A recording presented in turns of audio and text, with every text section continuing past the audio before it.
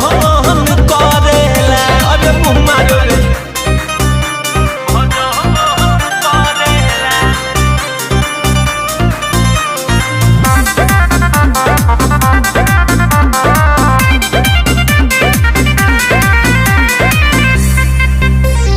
करेला उ जादू मंत्र कोरावा सुता के झाड़ फूक ना करे कबो दियावा